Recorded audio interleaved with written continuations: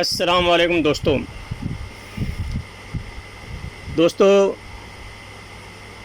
बकरी पालन, बकरी और भेड़ पालन जो ग्रामीण इलाकों में जैसे ये इनकम का एक मुख्य स्रोत भी माना जाता है। वैसे इसमें बड़े फ़ायदे हैं क्योंकि हमारे जितने भी नबी आए हैं उन्होंने भेड़ और बकरियां चराई हैं, इसलिए इसमें बरकत का बाइस भी है क्योंकि हमारे नबी खुद ने बकरियां चराई हैं।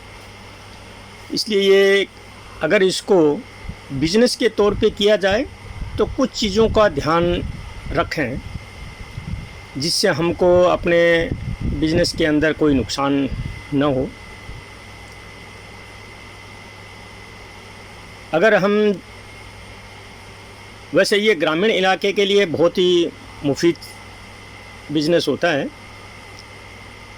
तो पहले हम जो है वो अच्छी नस्ल का चुनाव करें जो राजस्थान के शुष्क और गर्म इलाके के अंदर वो एडजस्ट हो सके,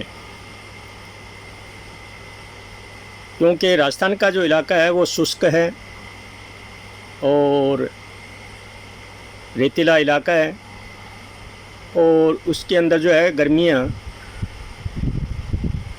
के दिनों के अंदर काफ़ी जो है गर्मी रहती है, इसलिए उसमें वो एडजस्ट हो सकें। तो इसके लिए हमको जो है वो सिरोही बकरी हो या जाखराना बकरी हो जो राजस्थान के अलवर ज़िलों के अंदर जो है ज़्यादा पाई जाती हैं, वो दोनों उपयोगी होती हैं क्योंकि ये इनकी पैदाइश राजस्थान में होती है। तो ये इस वातावरण में आराम से एडजस्ट हो सकते हैं। वैसे बर्बरी भी पाली जाती है, लेकिन ये राजस्थान के जो है ये यूपी साइड का जो है प्रोडक्ट है। लेकिन सिरोही और जाखराना है ये राजस्थान की पैदाइश है और वो इसके अंदर बहुत ही जल्दी एडजस्ट हो जाती हैं।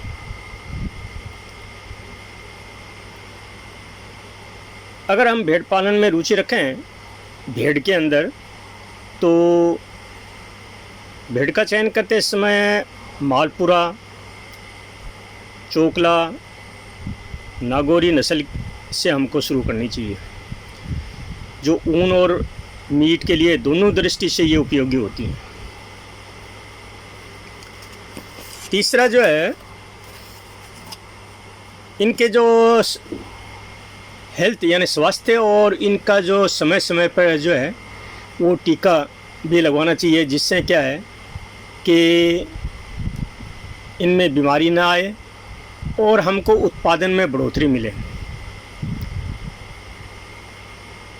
क्योंकि बहुत सारी बात जो है वो हमको जो है वो अगर हमारी नस्ल के अंदर किसी टाइप का जो है बीमारी फैलती है तो वो हमको आर्थिक नुकसान झेलना पड़ता है। इसलिए समय समय पर इसके लिए टीका लगाना चाहिए। तीसरा जो है वो चारा इनको खाने और खिलाने के लिए, वैसे जो है वो ये जो प्रजाति होती है ये सुबह अगर इसको 4-5 घंटे अगर जंगल में छोड़ा जाए और उनका ध्यान रखा जाए तो ये क्या है कि शुद्ध हवा मिलेगी उनको, वो खुद अपने हिसाब से जो है इधर उधर जो है घूमेंगी फिरेंगी तो उनका स्वास्थ्य ठीक रहेगा। और वहाँ पर जो है वो हरा मतलब बबूल, पत्तियाँ ये सब खाने को उनको मिलती हैं। और फिर जब जो शाम को जब लौट के आती हैं तो उस समय इनको हरा चारा, सूखा लूंग हो, पाले की पत्ती हो, चने का भूसा हो, जिससे इसमें सस्ता भी पड़ेगा और ये पौष्टिक भी होते हैं। चौथा, इनको शेड जो इनको रखने के लिए इनका जो मकान होता है वो एक तो हवादार होना चाहिए, दूसरा सूखा भी होना चाहिए थोड़ा, और तीसरा जो थोड़ी ऊंचाई पे होना चाहिए जिससे बरसात के दिनों में उसमें पानी नहीं आए और इनके खुर ख़राब ना हों। और ठंड के दिनों में इनकी शेड की जो है वो अच्छी तरह से ढक देना चाहिए, जिससे क्या है कि सर्द हवा इनको न लगे। पांचवा जो है वो मार्केट में इनकी जो बिक्रियां हैं वो ख़ास कर के बकरीद के दिनों में इनकी अच्छी कीमत हमको मिलती है। अगर हम डायरेक्ट मंडी के अंदर बेचें बिना बिचौलिए के तो उससे हमको आर्थिक लाभ ज़्यादा मिलेगा। छठा, इसका जो प्रजनन संख्या है वो बढ़ाने के लिए अच्छे बकरे की नस्ल रखनी चाहिए जो तंदुरुस्त हो, मजबूत हो, और ख़ास करके हमको 2 बच्चों वाली बकरी रखनी चाहिए जिससे हमको आर्थिक लाभ ज़्यादा से ज़्यादा मिले।